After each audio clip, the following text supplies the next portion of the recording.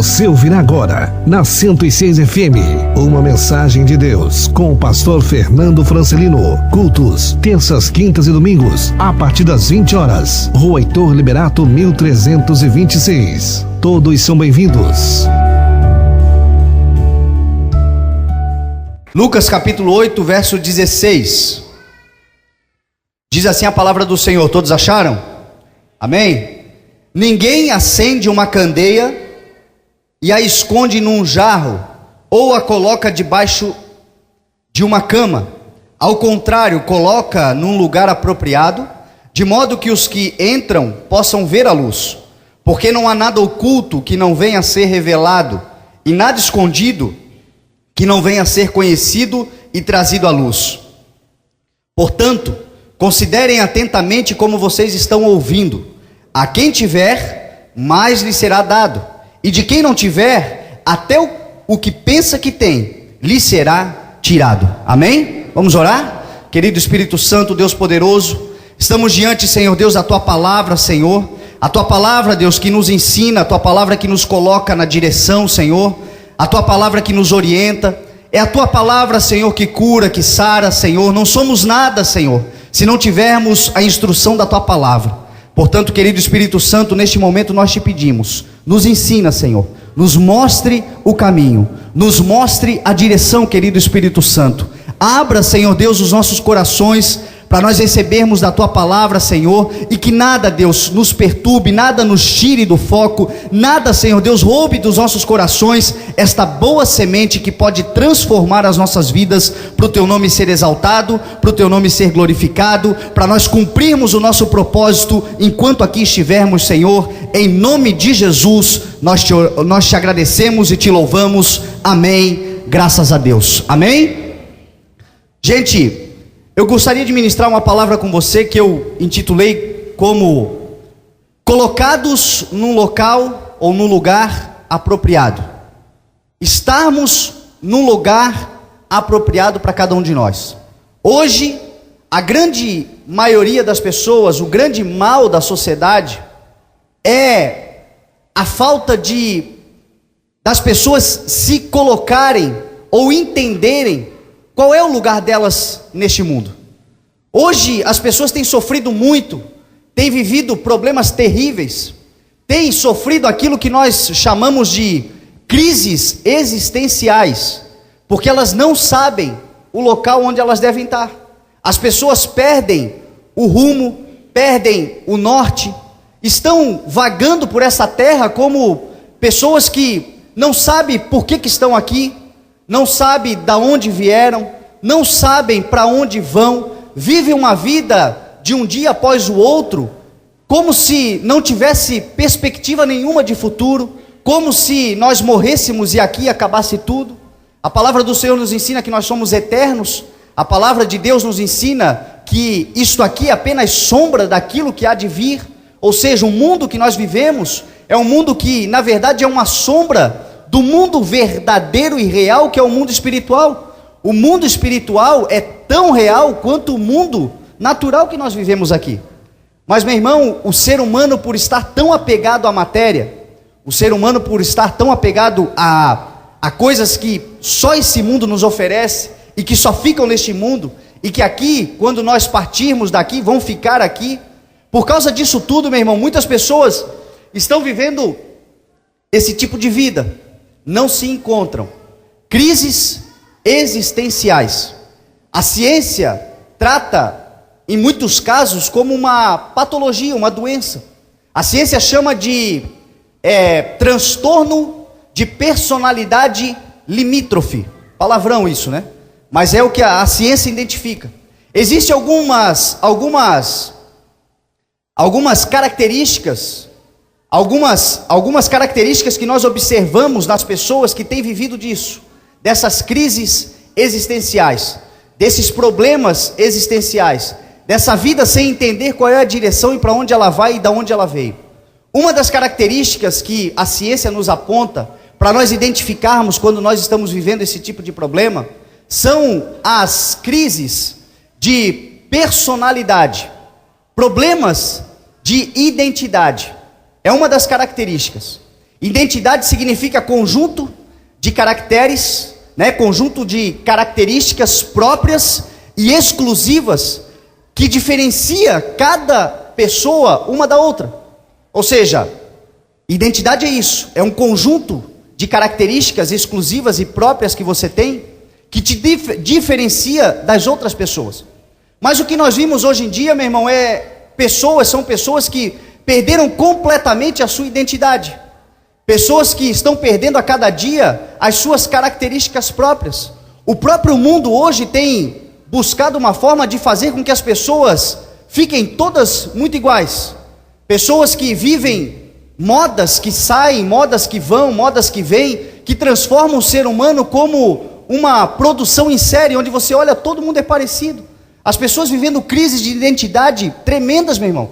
Meu irmão, em 2002, se você lembra, na Copa do Mundo de 2002, o Ronaldinho inventou de cortar o cabelo, fez um negócio assim, que ficou ridículo. Mas, meu irmão, foi uma febre no Brasil inteiro, as pessoas imitando aquela coisa ridícula que ele fez. O que é isso? Crise de identidade. Pessoas que vão perdendo a sua personalidade. Pessoas que passam a imitar o outro, a viver a vida do outro, querer a vida do outro, querer as qualidades do outro, achar que tudo que está no outro é bom, e em si não tem nada que presta, porque perdem as suas características próprias, os dons que Deus deu, os talentos que Deus deu, aquilo que já está dentro de você, que é suficiente para Deus fazer a obra na tua vida, para você vencer nessa terra. São as características, são as tuas aptidões próprias. Mas a gente tem visto, meu irmão, que isso não tem sido assim. Nós estamos vendo agora essas modas todo verão, uma música nova, um artista novo que influencia toda uma geração. Os jovens, os adolescentes, as pessoas vivem a vida daquela pessoa, se vestem como aquela pessoa, querem estar como aquela pessoa, querem ser o que aquela pessoa é, ou seja, crise total de identidade, crise existencial. Uma outra característica dessas crises existenciais é o humor instável ou reativo. Você já viu pessoas que parece uma gangorra, pessoas que desequilibradas no seu humor, uma hora está feliz, numa mesma conversa, no mesmo diálogo, a pessoa está feliz, te trata bem, daqui a pouco você toma uma patada. A pessoa não tem estabilidade emocional, não tem estabilidade, a pessoa não tem estabilidade emocional, não tem estabilidade no seu humor, aquele humor reativo, que a pessoa sempre tenta trazer para você, ou bater na mesma moeda. Você sabe, você faz uma brincadeira, a pessoa já vem com uma brincadeira um pouco pior do que a sua, para sair por cima. Você já viu que às vezes as pessoas têm essas características, crises existenciais que muitos de nós vivemos. Eu estou aqui só pegando algumas, para entrar na mensagem, pegando aqui para você algumas características, alguns sintomas que a ciência nos mostra sobre esses problemas de crises existenciais. Uma outra característica dessas pessoas que têm vivido essas crises, tendência a um comportamento briguento. Pessoas que não têm paciência para nada. Tudo resolve na briga, tudo resolve na discussão. Qualquer problema que acontece, a pessoa explode. É uma bomba, é uma dinamite ambulante. Você conhece alguém assim? Você tem que tomar muito cuidado, você tem que pisar em ovos. Você nunca sabe quando agrada, quando desagrada, porque essa pessoa é uma bomba. Crises existenciais. É uma doença. A ciência mostra isso.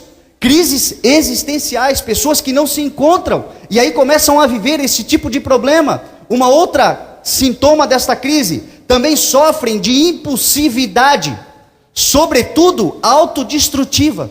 Sabe o que é? Aquelas pessoas que, por causa da sua ansiedade, o vazio é tão grande, ela não sabe para onde ela vai, ela não sabe o que faz, ela não sabe o que vai ser da vida.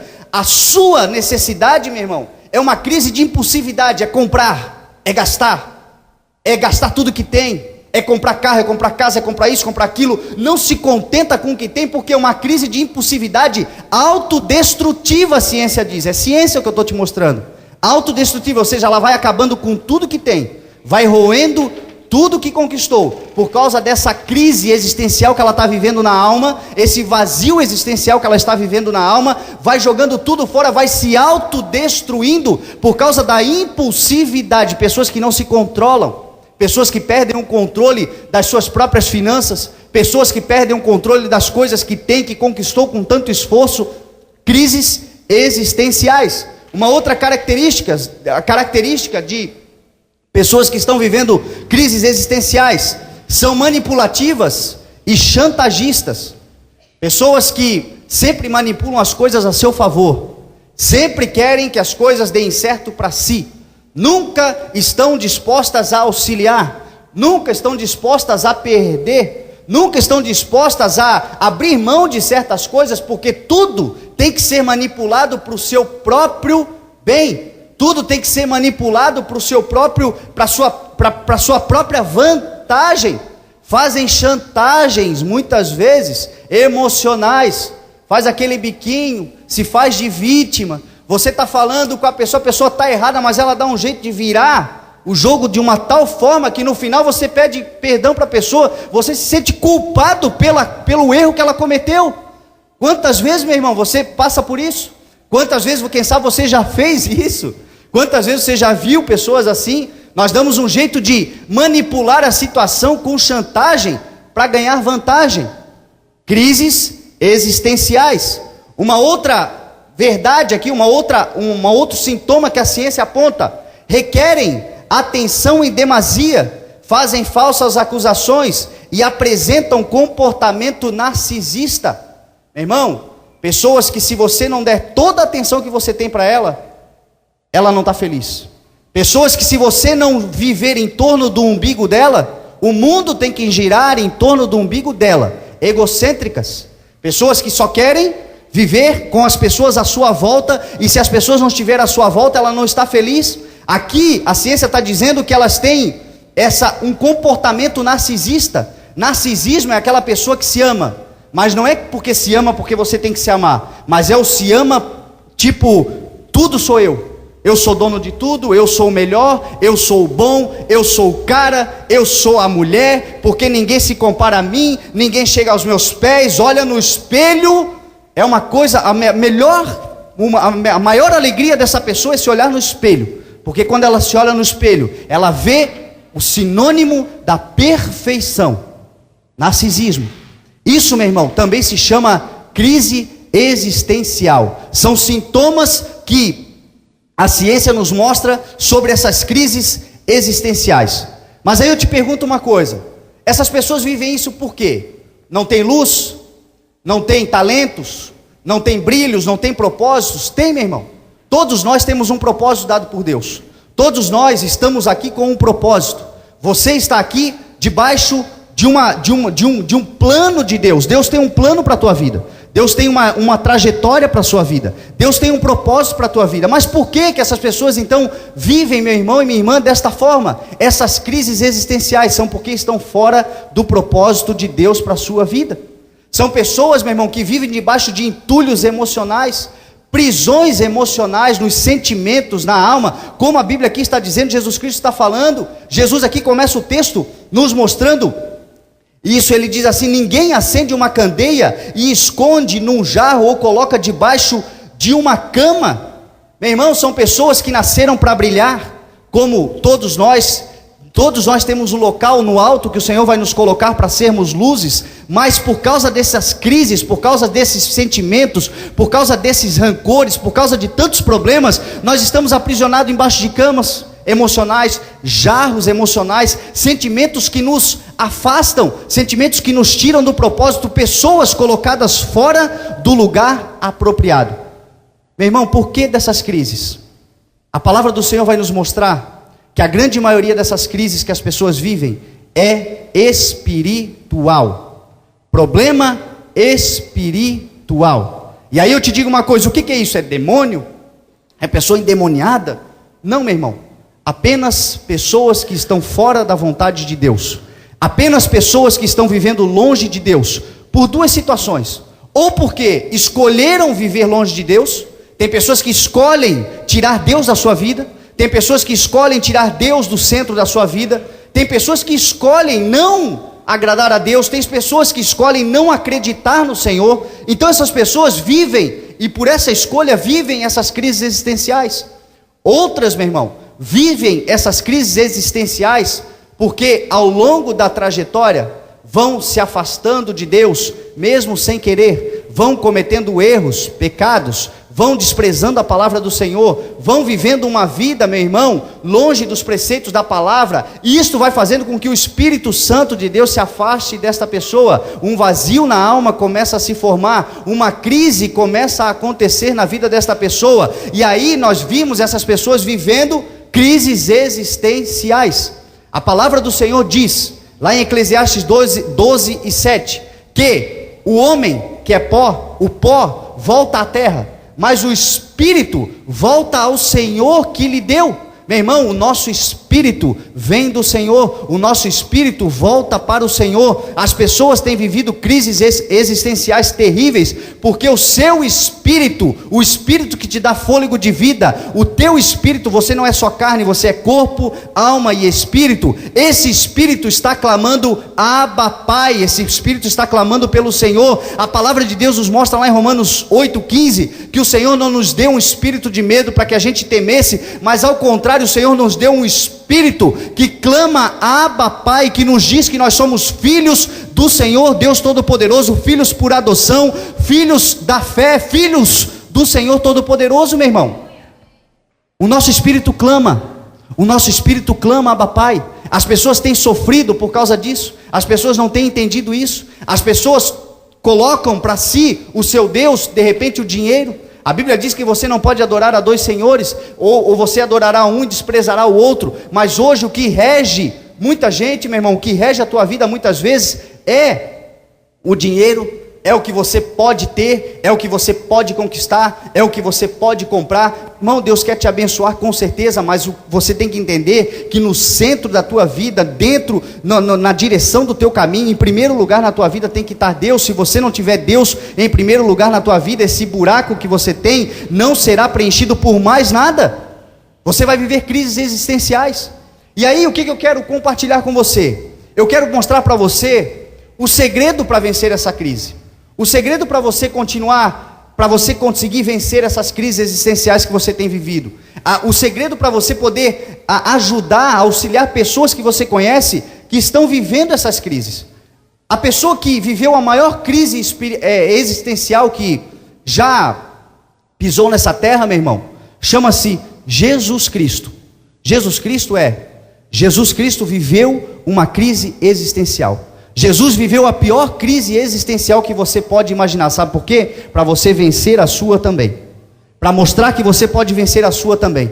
Se você for olhar lá no Getsemane, Jesus vive o pior momento da sua vida. A Bíblia vai mostrar que ele sai da Santa Ceia. A Bíblia vai dizer que ele estava com uma tristeza, uma agonia mortal na sua alma. A Bíblia vai mostrar que ele chama para si Pedro, Tiago e João e leva até o Getsemane para ali eles orarem. Então ali o Senhor nos mostra algumas verdades, alguns ensinamentos para nós vencermos a crise. Abra a tua Bíblia lá em Marcos capítulo 14, verso 32. Eu quero ler para você entender, meu irmão, que Jesus Cristo venceu e ele disse: tem de bom ânimo, eu venci o mundo. Você vai vencer todas as crises que você tem passado também em nome de Jesus. Amém? Olha o que Jesus diz.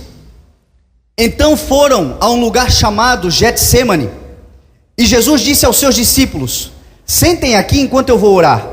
Levou consigo Pedro, Tiago e João, e começou a ficar aflito e angustiado. Olha a crise aqui.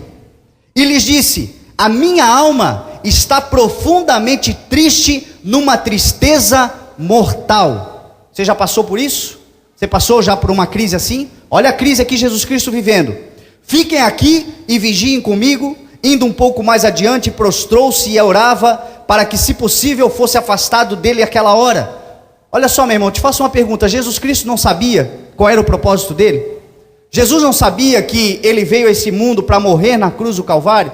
Ele não sempre esteve atento, conhecendo esse propósito, Ontem na Santa Ceia eu falei que com 12 anos de idade, ele já estava no templo, ensinando e aprendendo com os mestres, ou seja, uma pessoa, um menino de 12 anos de idade, que já sabia o que ia ser da vida. Você já reparou que, às vezes, tem crianças que com 10, 11, 12 anos de idade, o seu sonho, ele já sabe o que vai ser da vida, e ele é um sucesso quando cresce, porque ele nunca foge do foco? Jesus Cristo aqui mostrava isso, mas mesmo assim estava vivendo uma crise. Rogou para que, se fosse possível, afastasse dele aquela hora, e dizia: Abba, Pai, tudo é possível. Olha só o Espírito clamando, porque aquele momento do Getsêmani, meu irmão, era um momento onde o Espírito Santo começaria a se afastar dele, para que ele pudesse exercer o propósito. Jesus tinha que morrer, Jesus tinha que ir ao inferno, Jesus tinha que realizar todas as coisas, e para isso, meu irmão, ele precisava ficar sozinho, o Espírito Santo precisava se afastar dele, e esse afastamento, ele começou a viver a crise existencial. Abba, Pai, Espírito Santo, Deus esteja comigo, porque ele nunca tinha vivido uma vida fora do caminho do Senhor, nunca tinha vivido uma vida afastado de Deus. Aqui ele começa a viver a crise, contanto ele diz: tudo te é possível, afasta de mim esse cálice. Jesus Cristo, que sabia o problema, pedindo para que o Senhor afastasse dele o cálice. Contudo, não seja feito o que eu quero, mas sim o que tu queres. Irmão, Jesus viveu a pior crise que alguém pode imaginar. Jesus viveu um outro sintoma clínico médico que se chama hematidrose, que é você suar sangue. Meu irmão, às vezes a opressão que você vive, às vezes a ansiedade, a agonia que você vive na alma é tão forte que você chega a suar frio, não chega? Chega a ter calafrios, mas suar sangue, eu acho que você não chegou a suar ainda, mas é possível. Se a tua angústia for tão grande ao ponto de você suar sangue um dia, você vai começar a ter uma ideia daquilo que Jesus Cristo passou para que eu e você estivéssemos aqui hoje. O suar sangue, isso é possível. Jesus aqui passa por isso, Jesus vive isso, uma agonia, uma crise existencial. Só que ele passou por essa crise, ele viveu essa crise, e até nessa crise ele nos ensina. Primeira coisa que ele nos mostra nessa crise, ele nos mostra que ele chama Pedro, Tiago e João. Ele deixa todos os discípulos e chama Pedro, Tiago e João para ir consigo para o jardim do Getsêmani. Primeira coisa que eu aprendo aqui com o Senhor Jesus Cristo, meu irmão: conte as tuas crises, conte os teus problemas apenas para os teus verdadeiros amigos. Compartilhe as tuas dores apenas com aqueles que torcem por você, apenas com aqueles que acreditam em você. Compartilhe os teus sentimentos apenas com aqueles que confiam em você e que estão torcendo para que as coisas deem certo para você. Jesus Cristo tinha 12 discípulos, mas ele ainda assim, ele separou alguns e trouxe só Pedro, Tiago e João, que eram aqueles que ele confiava de verdade. E ali a Bíblia diz que ele conta: eu estou numa agonia mortal, orem comigo. Ele pede ajuda para os verdadeiros amigos. E por que, meu irmão, que hoje em dia as pessoas contam os seus problemas no Facebook? Hoje o que a gente mais vê é isso. O Facebook, a gente abre e está lá um lixo emocional. As pessoas abrindo o seu coração, as pessoas contando tudo o que sentem, as pessoas abrindo ali a porta das suas emoções para todo mundo ver. Aí depois alguém fala mal, ainda fica perguntando: como é que pode tanta gente se meter na minha vida? Conta para todo mundo, meu irmão. Conta para o inimigo, dá as armas necessárias que ele precisa para destruir a tua vida emocional, para acabar com a tua história, para destruir os teus relacionamentos, para estragar a tua vida. As pessoas vão para o Face, vão para a internet e abrem o seu coração, contam tudo o que estão sentindo. Hoje tem até frasezinha: se sentindo feliz, se sentindo triste, se sentindo decepcionado. Ou seja, contando as emoções para quem não merece estar do teu lado, meu irmão, quem não precisa estar do teu lado, quem não precisa saber o que está acontecendo com a tua vida. Conte as tuas emoções para verdadeiros amigos. Chame para perto de você pessoas que confiam em você, que você confia nelas. Se for para abrir as gavetas das tuas emoções, meu irmão, abra com pessoas que de fato estejam credenciadas para experimentar e viver com você esses momentos. Jesus aqui nos mostra isso. Jesus aqui, ele chama apenas Pedro, Tiago e João. Ele chama e ele mostra que é importante, meu irmão, você abrir o teu coração com pessoas. É importante você contar os teus problemas para pessoas que você conhece. Porque enquanto tem muita gente que abre o coração para todo mundo, fala da sua vida para todo mundo, conta o que está sentindo para todo mundo, existem aqueles que não contam para ninguém. Existem aqueles que ficam guardando todo aquele lixo emocional dentro de si e não se abre com ninguém, não confia em ninguém, não tem o coração aberto e disposto para compartilhar as suas emoções com ninguém. E se nós não fizermos isso, meu irmão, nós vamos morrer, porque nós precisamos colocar para fora os nossos sentimentos. Muitas vezes, meu irmão, tudo que você precisa é de um ombro para chorar. Você não precisa de oração, muitas vezes você não precisa estar na igreja, muitas vezes você precisa de um amigo verdadeiro que você possa contar: olha, eu estou mal, eu estou ruim, eu preciso de ajuda, ora por mim, torce por mim, me auxilie. Tenha verdadeiros amigos, meu irmão. Onde é que estão aqueles verdadeiros amigos? Onde é que estão aqueles teus amigos de infância? Onde é que está a honra, aquelas pessoas que de fato estiveram com você uma trajetória inteira na tua vida? Muitas vezes a gente ganha um dinheiro, a gente dá uma crescida na vida, a gente muda um pouco a direção e vamos procurar novas amizades, vamos procurar pessoas que nunca fizeram parte da nossa vida, compartilhamos aquilo que nós lutamos tanto para conquistar, com pessoas que nunca estiveram do nosso lado na luta, enquanto viramos as costas para aqueles que estiveram conosco, torcendo por nós, meu irmão. Amizade, Jesus aqui chama os verdadeiros amigos e diz: olha, a minha agonia é mortal, orem comigo, gente, ora por mim, me ajuda, eu não sei o que está acontecendo comigo, Deus está se afastando de mim. Jesus Cristo fez isso, meu irmão, e se Ele fez isso, quem somos nós para fazer diferente? Nós não vamos vencer se nós não tivermos verdadeiros amigos. Abrir o coração para os verdadeiros amigos, contar com os verdadeiros amigos, buscar fazer amizades verdadeiras. Se você não tem, meu irmão, eu quero te dizer nessa noite, o Senhor vai te dar uma amizade verdadeira, para que você tenha relacionamentos saudáveis em nome de Jesus. Isso é importante para o equilíbrio. Isso é fundamental, meu irmão, para nós termos equilíbrio emocional, nós termos relacionamentos saudáveis, amizades saudáveis. Jesus chama Pedro, Tiago e João e diz: olha, a minha agonia é mortal, eu estou profundamente angustiado, venham para cá, orem comigo, vigiem comigo, esteja do meu lado, esteja junto comigo, nos ensinando, meu irmão, a vencer crises existenciais. Confie em verdadeiros amigos, seja um amigo verdadeiro, porque o que a gente planta a gente colhe. Seja um amigo honesto, porque o que você planta você colhe. Honre as amizades, porque o que você planta você colhe, é o que diz a palavra do Senhor. Você encontrará verdadeiros amigos em nome de Jesus. Eu profetizo isso sobre a tua vida, amém? Um outro ensinamento que Jesus mostra aqui é que Ele clama a Deus. Ele vai e clama ao Senhor. Ele diz: Abba, Pai, o meu espírito está sofrendo, Senhor, se possível afaste de mim esse cálice, se possível, Deus, me tira dessa agonia. Ele clama, meu irmão, a Deus. E nós muitas vezes clamamos ao cartão de crédito, clamamos à prostituição, clamamos à bebedeira, clamamos ao vício. Ou seja, procuramos válvula de escape para nos livrar das crises emocionais, clamamos a tantas coisas menos a Deus. A pessoa sofre um baque, sofre uma crise, vai para o bar. Sofre um problema, vai para uma casa de prostituição. Sofre uma discussão em casa, arruma uma amante.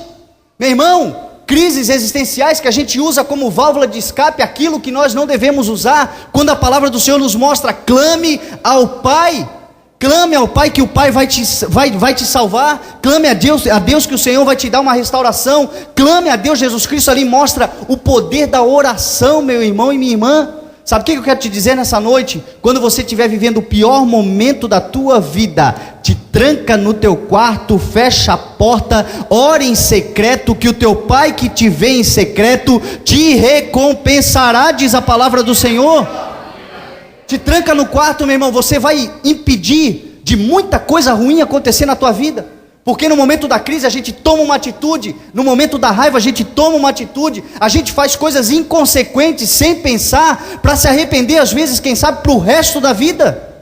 Quantas pessoas estão se arrependendo, meu irmão, para o resto da vida, amargurando uma vida no fundo de uma cela, amargurando uma vida no fundo de uma cama, vivendo, meu irmão e minha irmã, uma vida fora, vivendo uma vida limitada por causa de um momento de fúria, de um momento de inconsequência, uma atitude que a pessoa tomou sem pensar, acabou com a vida dela, vai viver o resto da vida, vivendo as consequências daquele erro, porque não clamou a Deus, porque não foi buscar ao Senhor. Jesus Cristo poderia ter feito 1 milhão de coisas. Ele era, meu irmão e minha irmã, o verbo encarnado nessa terra. A Bíblia mostra que ele tinha poder sobre a morte, tinha poder sobre a vida, ele curava, ele fazia milagres, mas a palavra de Deus diz que no momento da crise ele não usou nenhum poder que ele tinha. Ele foi orar, ele foi clamar, ele foi perguntar ao Senhor, buscar do Senhor qual era a vontade do Senhor para a vida dele. Ele foi, meu irmão, orar. Esta é a importância da oração. A oração, meu irmão, fortalece o teu espírito. A oração equilibra os teus sentimentos. A oração te traz de novo para o prumo. A oração te bota no centro da vontade de Deus. O poder da oração, meu irmão, é fundamental para a tua vida ser uma vida equilibrada nos teus sentimentos, na tua alma, no teu espírito. A oração bota todas as coisas em ordem. E o crente ora muito pouco, meu irmão. Nós oramos muito pouco. Nós oramos quase nada, e aí a gente se pergunta por que tanto estresse, tanta confusão, tanto problema, tanta coisa ruim acontecendo, meu irmão. A oração, ela não garante que você não vai viver o problema, só que a oração faz você passar pelo problema sem dar a importância que você dá para o problema. Tem gente, meu irmão, que vive de uma fagulhinha, faz um incêndio, incendeia um bosque inteiro. Tem gente que bota peso nas coisas, muito mais do que de fato elas têm. Por quê? Por falta de oração, por falta de clamar a Deus, por falta de pedir ao Senhor o fruto do Espírito. O que está te faltando? É domínio próprio, é amor, é esperança, é perseverança, é mansidão. É isto que está te faltando. Através da oração, o Espírito Santo de Deus preenche e faz com que venha sobre a tua vida o fruto que está faltando. Agora é necessário haver esse relacionamento com Deus. A oração, Jesus ali mostra, meu irmão, a importância da oração, e ele mostra que essa oração vai livrar ele dessa crise existencial. O terceiro ponto aqui que Jesus nos ensina só nesse texto é que ele diz assim, ó: Senhor, tudo te é possível, se possível afasta de mim esse cálice, contudo não seja feita a minha vontade, mas sim a tua vontade sobre a minha vida. Meu irmão, você já parou para pensar o porquê dessas crises? Você já parou para pensar o porquê que você está vivendo isso? Você já parou para, ao invés de perguntar, ao invés de dizer para Deus o que você quer que Deus faça, perguntar para o Senhor qual é a vontade dele sobre a tua vida? O problema nosso é que muitas vezes nós oramos e queremos ensinar a Deus: Senhor, faz isso, faz aquilo, faz isso, faz aquilo, faz isso, faz aquilo. E às vezes o Senhor está te deixando no meio dessa crise, meu irmão, para você entender que Ele tem um propósito para a tua vida, para você reconhecer que Ele tem um propósito e perguntar qual é o propósito que Ele tem para a tua vida, deixar com que o Senhor faça a vontade dEle na tua vida, porque não há nada, meu irmão, que você pense, que você imagine para você, que seja melhor do que o Deus preparou para você. Não há. A gente acha que o que a gente quer é o melhor. A Bíblia diz que enganoso é o coração do homem. A Bíblia fala que enganoso, a sua doença é incurável. A Bíblia fala que muitos são os projetos do homem, os planos do coração do homem, mas o que prevalece é o propósito do Senhor. Tem gente dando cabeçada, murro em ponta de faca, porque não entra no propósito de Deus, não pergunta para o Senhor o porquê disso tudo que está acontecendo. Qual é a vontade de Deus?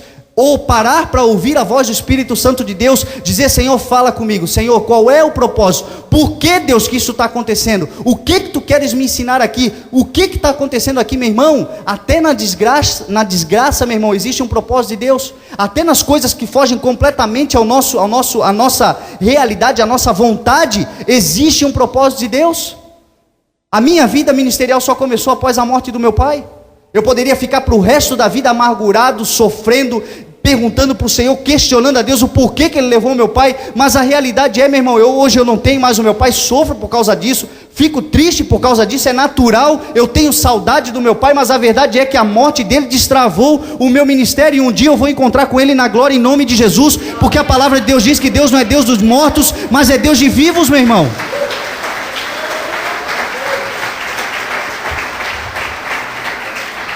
Então para de reclamar, para de ficar questionando, para de ficar apontando, para de ficar botando a culpa em Deus. Quantas coisas o Senhor leva a culpa, meu irmão? Nós colocamos a culpa no Senhor. Tudo que nós vivemos até aqui é consequência da vida que nós vivemos.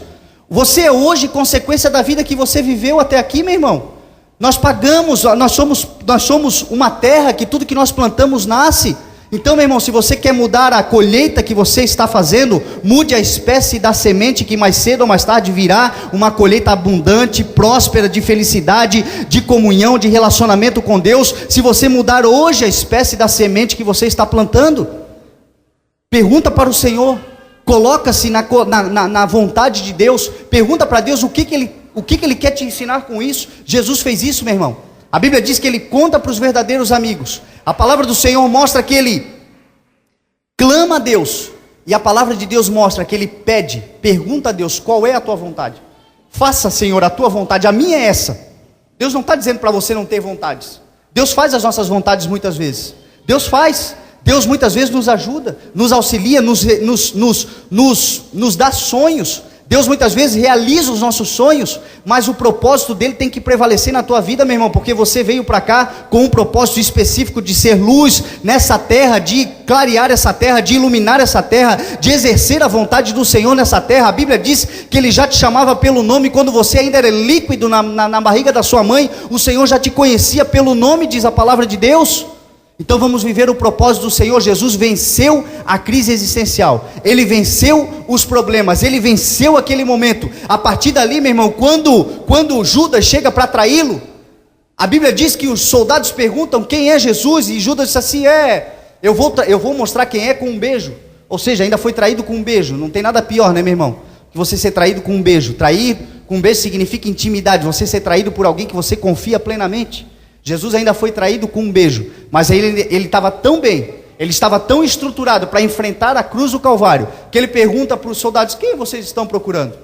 Ele brinca ainda com os soldados, ainda cura o soldado que Pedro passa a espada no camarada, porque errou, que ele queria cortar a cabeça fora, cortou só a orelha, o cara deve ter desviado, cortou a orelha, mas Jesus ainda vai e cura o soldado ali, o mal. Ou seja, estava completamente curado daquela crise, daquele sentimento ruim, daquilo que estava passando na sua vida, aquilo que ele estava vendo. Por quê? Porque ele fez essas três coisas, meu irmão. Ele estava cercado de verdadeiros amigos, ele estava em Deus, e ele estava de acordo com a vontade de Deus para a vida dele. Se você tiver verdadeiros amigos, se você clamar a Deus, se você ter o teu propósito de oração, se você ter o teu propósito de fidelidade à palavra do Senhor, se você se colocar na vontade do Senhor, você vencerá também todos os desafios, e não há crise nesta terra que vai destruir o propósito de Deus para a tua vida, em nome de Jesus. Amém? E aí aqui o texto continua. Aí Jesus diz assim, no versículo 17 de Lucas 8, portanto, não há nada oculto que não venha a ser revelado, e nada escondido que não venha a ser conhecido e trazido à luz. Meu irmão, eu já vi muita gente aqui usar a palavra de Deus nesse texto principalmente, para acusar as pessoas, para dizer, olha, não há nada oculto que não venha a ser revelado, não há nada escondido que não venha a ser trazido à luz, toma cuidado, porque eis que Deus, ou seja, profetizando maldição. A Bíblia diz que aquele que profetiza, assim o faz para encorajar, consolar e edificar a vida dos outros. Mas tem gente que usa a palavra de Deus para matar os outros, e eu já vi muita gente fazendo isso. Jesus aqui, meu irmão, não está falando nada disso. Jesus aqui está falando da luz que há em você. Jesus aqui está falando do talento que há em você. Jesus aqui está dizendo que o teu talento vai ser reconhecido. Jesus aqui está dizendo que o que Ele quer fazer na tua vida, as pessoas vão reconhecer. Jesus aqui está dizendo que você não vai passar nessa vida apagado. Você será luz nessa terra. Você será um instrumento de Deus nessa terra. Ele está dizendo, meu irmão, que aquilo que Ele colocou dentro de você, as pessoas reconhecerão, e o nome dEle vai ser glorificado na tua vida.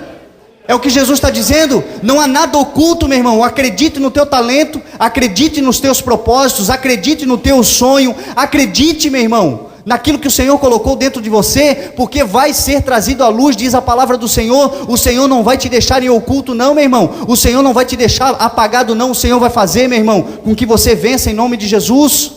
É o que a palavra de Deus está dizendo. Confie na palavra do Senhor, confie nos talentos que Deus te deu. Você será descoberto, meu irmão, amém?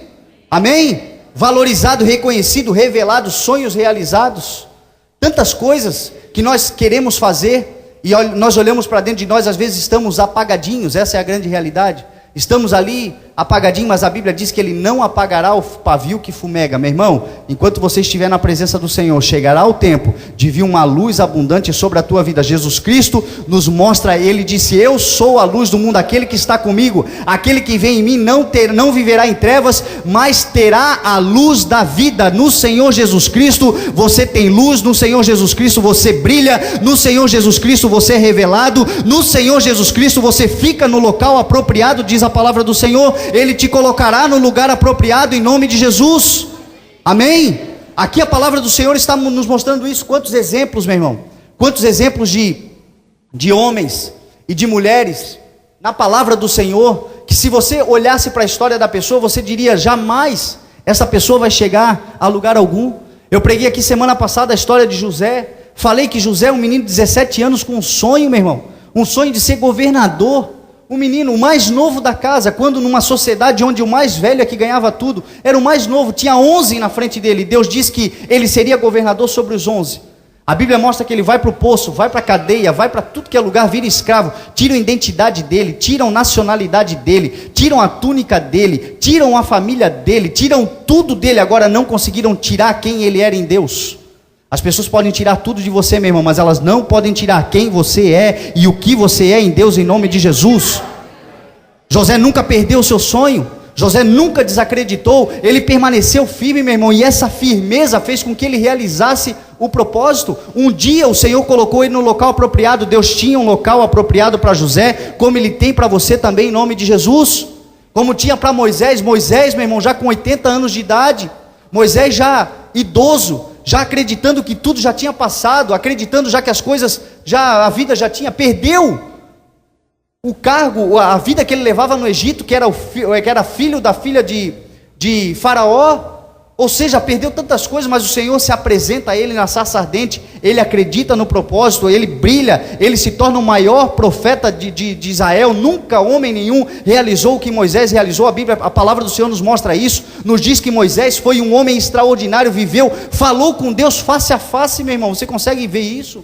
A partir já da sua velhice. Abraão, a mesma coisa. Paulo, a Bíblia mostra a história de Paulo, um homem que perseguia a igreja, um homem que não acreditava no Senhor Jesus, um homem que não tinha, você olhava para ele, não tinha perspectiva nenhuma de futuro em Deus. Quanta gente, meu irmão, você olha para ele e acredita que nunca vai dar em nada. Não vale a pena pregar para essa pessoa, não vale a pena falar de Jesus para essa pessoa, não vale a pena acreditar que essa pessoa um dia vai estar dentro da igreja com você. Você se deixa enganar por isso, meu irmão. Chegará um tempo que brilhará uma luz sobre a vida dessa pessoa, como brilhou sobre a vida de Paulo. Se você for semente na vida dessa pessoa, um dia você vai ver ela servindo a Deus aqui junto com você. Creia nisso. Creia nisso, meu irmão. Jesus brilhou na vida de Paulo e mudou a vida de Paulo. Sansão é uma história fantástica, porque Sansão mostra a história de um homem que tinha tudo e caiu.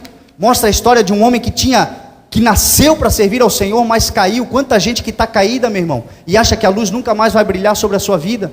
Se você hoje se consertar com Deus, se você hoje buscar uma fidelidade com o Senhor, virá um tempo de brilho de novo sobre a tua vida, em nome de Jesus.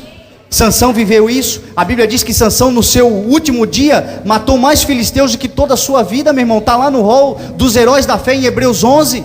Está lá no rol, um homem que restaurou o seu relacionamento com Deus, que acreditou, meu irmão, e que voltou a viver. E aí o texto termina dizendo: portanto, considerem atentamente como vocês estão ouvindo. Olha Jesus dizendo: a quem tiver, mais lhe será dado, e de quem não tiver, até o que pensa que tem, lhe será tirado. Meu irmão, Jesus está falando do quê? De luz. Jesus está falando de propósito. Jesus está falando de unção. Jesus está falando de relacionamento com Ele. Ele está dizendo que aquele que mais tem, mais lhe será dado, e aquele que não tem, até o que pensa que tem, lhe será tirado. Sabe o que ele está falando ali, meu irmão? Do nosso relacionamento.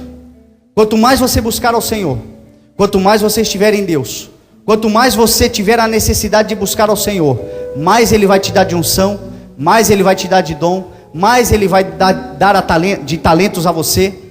Sabe qual era o grande problema nosso? O grande problema nosso é que nós caímos num erro terrível e dizemos o seguinte: Senhor, eu gostaria muito de fazer, mas eu não tenho tempo. Eu gostaria muito de fazer, Senhor, mas eu trabalho demais.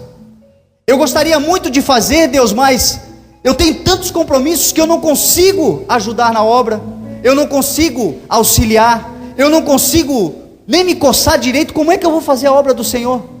Aí tem um texto de Paulo que é tremendo, que está lá em 1 Tessalonicenses, ou 2 Tessalonicenses, 1 Tessalonicenses 2,9, que Paulo diz assim, irmãos, Paulo dizendo: certamente vocês se lembram do nosso trabalho esgotante, da nossa fadiga.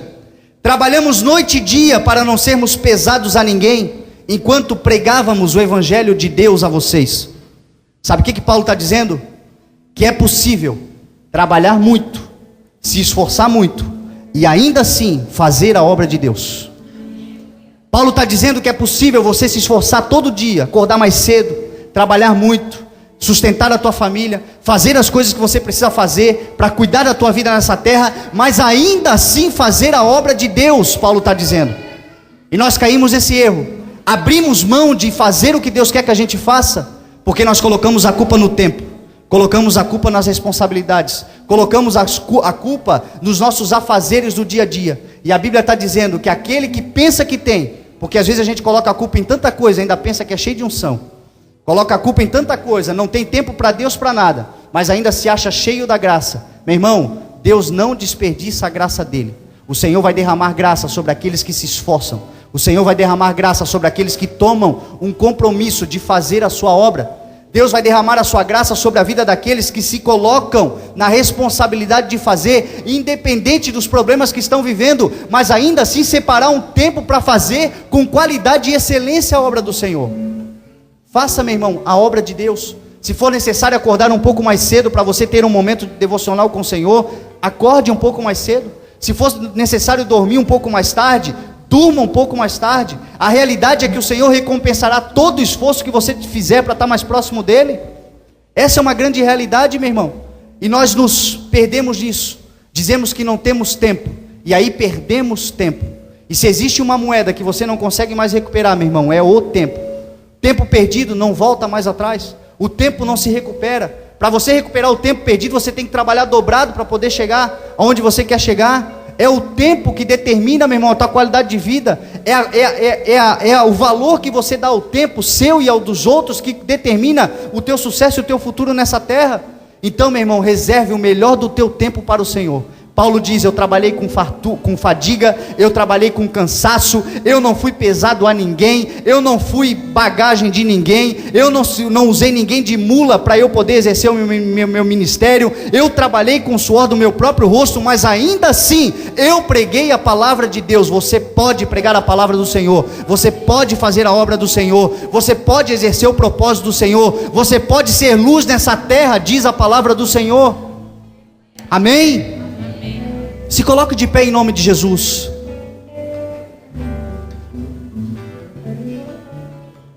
A palavra do Senhor nos mostra que Deus é um Deus de excelência, meu irmão. E excelência não significa você ser melhor do que os outros. Excelência significa você fazer o melhor com aquilo que você tem. Excelência significa você fazer o melhor com aquilo que Deus já te deu. Você exercer o teu papel, dando o melhor de você, com as forças que você tem, com as condições que você tem, com as limitações que você tem, mas fazer o melhor. E mais do que tudo, meu irmão, ter a certeza de que quanto mais você fizer, mais o Senhor vai te acrescentando. Essa é a palavra para você nessa noite. Faça, porque o Senhor vai acrescentando cada vez mais sobre a tua vida. O Senhor vai te capacitando cada vez mais. O Senhor vai realizando cada vez mais. O Senhor, meu irmão, vai fazendo você crescer e se desenvolver, diz a palavra dele. Apenas faça o melhor que você pode fazer com a limitação e com as condições que você tem hoje. Você vai ver que em pouco tempo você estará muito mais longe, você estará muito maior, você alcançará patamares muito maiores, você irá mais longe, é o que diz a palavra do Senhor. Mas não coloque a culpa, meu irmão, na falta de tempo. Você pode trabalhar muito, você pode se esforçar muito, mas ainda assim, fazer a obra de Deus. Por isso eu gostaria de orar com você. Você que chegou aqui essa noite fora de propósito, Você que chegou aqui essa noite sentindo que está no local que não é o apropriado para você. Você tem uma luz dentro de você. Você tem uma ideia. Você tem um projeto, você tem um plano, mas não brilha. Não brilha. Não brilha porque quem sabe você está brilhando no lugar errado. Te colocaram embaixo de uma cama, te colocaram dentro de um jarro. Se você entender qual é o propósito de Deus, meu irmão, Deus vai te tirar de onde você está e vai te colocar em cima, e você vai iluminar com a luz que já está dentro de você, em nome de Jesus. Fora de propósito, vivendo uma crise, quem sabe, dentro daquilo que eu falei, das crises, que eu comecei a mensagem ministrando, quem sabe você tem vivido um momento semelhante a esse. Hoje o Senhor vai arrancar tudo isso dentro de você, diz a palavra dele, em nome de Jesus. Então saia do teu lugar, vem à frente. Vamos orar. Vou deixar na cruz tudo que passou, tudo que ficou pra trás. Glória a Deus. Olho pra você, corro pra você, o seu amor me chama. Senhor Deus poderoso, nós nos colocamos, Pai, diante da Tua presença, Senhor. Deus, o Senhor nos deu uma palavra hoje, Senhor, que vai nos tirar, Deus, do local onde nós estamos, Senhor, onde a luz está se apagando, onde aquilo que o Senhor colocou dentro de nós, Senhor, não está iluminando nada, Deus. Isso não significa, Deus, que nós não temos luz. Isso não significa que nós não temos propósito. Isso significa, Pai, que muitas vezes nós estamos fora do local apropriado, Senhor. Vivemos crises, Deus, existenciais. Vivemos problemas, Senhor Deus, na nossa vida, Pai, por causa de estar fora da Tua vontade, Deus. Por isso, nessa noite, Deus, nós entendemos que nós precisamos, Senhor, agir de acordo com a Tua vontade. Deixar, Senhor, o Senhor realizar em nossas vidas a Tua vontade, Deus. O Teu plano, Deus. O Teu projeto, Senhor. O Senhor tem um local alto para nós. O Senhor tem um local de destaque para cada um de nós. O Senhor tem um lugar, Deus, onde poderá brilhar a luz que está dentro de nós. A luz da vida, a luz da esperança, a luz, Senhor Deus, da fé, a luz da motivação, Senhor. Cada um de nós, Senhor, o Senhor colocou isso dentro. Mas nós precisamos estar no local apropriado, Deus. E o primeiro lugar, Deus, que nós precisamos estar é na Tua vontade. É no centro da Tua vontade. É fazer o que o Senhor Jesus nos ensinou a fazer. Clamar pelo Senhor, orar ao Senhor, buscar do Senhor, entender do Senhor qual é o projeto. Deixar com que o Senhor faça em nossas vidas a Sua vontade, Pai. Abrir o nosso coração, Senhor Deus, para o ensinamento. Abrir o nosso coração, Senhor, para a instrução da palavra. Abrir o nosso coração, Senhor, para a exortação, muitas vezes, da palavra. Aquilo que nos confronta, Deus. Aquilo que nos tira, Deus, da comodidade. Aquilo que mexe conosco, Pai. Muitas vezes, Pai, nós desprezamos, Senhor, o confronto. Mas é no confronto que o Senhor nos muda. É no confronto das ideias que o Senhor nos transforma. A Tua palavra diz, Senhor Deus, que o Senhor nos libertará. Que se nós estivermos em Cristo, verdadeiramente nós seremos livres. Mas o Senhor nos liberta primeiro da nossa mente, da prisão dos nossos pensamentos, da nossa mente, que nos corrompe, que nos aprisiona, que nos prende. A nossa mente, Deus. A Tua palavra nos ensina a não nos conformarmos com este mundo, mas nos transformarmos pela renovação da nossa mente. Essa transformação, Senhor, só é possível se nós descobrirmos o conhecimento da Tua palavra. Deus, coloca em nós, Deus, uma necessidade, Pai. Espírito Santo de Deus, uma necessidade de lermos a Tua palavra, de aprendermos sobre a Tua palavra, de descobrirmos a Tua vontade, Senhor Deus, que não está escondida, mas está revelada na Tua palavra, Senhor. Que essa palavra seja luz para as nossas vidas. Que essa palavra seja direção para as nossas vidas. Que essa palavra seja bússola para as nossas vidas. Que ela seja o nosso manual nessa terra, Pai. Porque essa palavra vai nos levar para o local de destaque que o Senhor tem. O Senhor Jesus Cristo em nossas vidas vai nos levar para o local onde nós brilharemos, onde a nossa luz brilhará, onde o nosso chamado brilhará, onde os nossos talentos serão revelados, onde, Senhor Deus, os nossos sonhos serão reconhecidos. Isso é o que nós tomamos posse nessa noite, Senhor. O Senhor diz na tua palavra que nada ficará oculto, nada ficará sem reconhecimento, nada ficará longe da luz. O Senhor trará a luz, o Senhor trará o entendimento, o Senhor trará um novo tempo sobre as nossas vidas. Eu declaro um novo tempo sobre a vida desses que estão aqui, Pai. Eu declaro a provisão de Deus sobre a vida de todos eles. Eu declaro, Senhor Deus, a tua unção sobre a vida deles. Eu declaro, Senhor Deus, a sabedoria que vem do alto e sublime trono sobre a vida de cada um deles, Pai. Eu declaro, Senhor Deus, a luz do teu Espírito Santo brilhando dentro do coração, Senhor, dando o entendimento necessário, em nome de Jesus, Pai, em nome de Jesus, em nome de Jesus, amém, graças a Deus, aleluia. Você ouviu uma palavra de Deus com o pastor Fernando Francelino. Ministrações aos domingos, terças e quintas-feiras, a partir das 20 horas, no CI, Rua Heitor Liberato 1326. Todos são bem-vindos.